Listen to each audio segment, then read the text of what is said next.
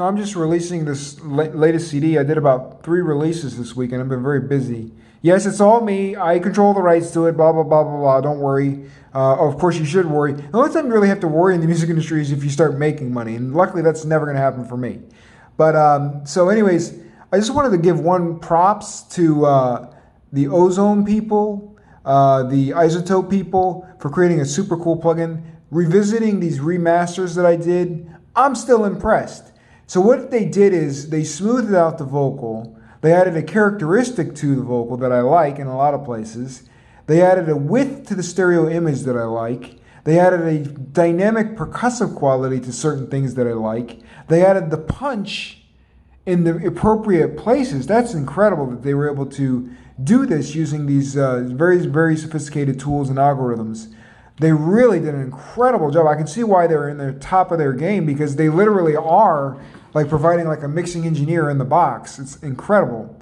But I also wanted to mention that they like the sustain sounds and the way that they sustained them and the way that they rode the volume using the plugin, the way that they used the compressor, the way that they knew how to punch in and do all these crazy things. It's just really something. Like, I think what they've done is they've taken the knowledge of like these very great tools and like the boards and all these things, but then they've accumulated all this stuff, and there was a genius involved in the production of the tools. But then when you add all the genius together, it just keeps piling on genius and genius and genius to the point where even a person like me can't mess it up.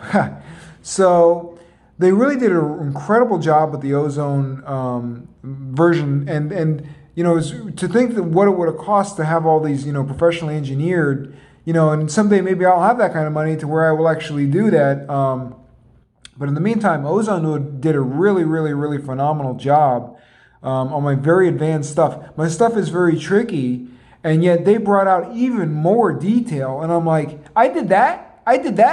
And so it's like, that's one cool thing about working with the new generation of audio tools is they're producing in your production. It's like an additive production thing. It's really cool.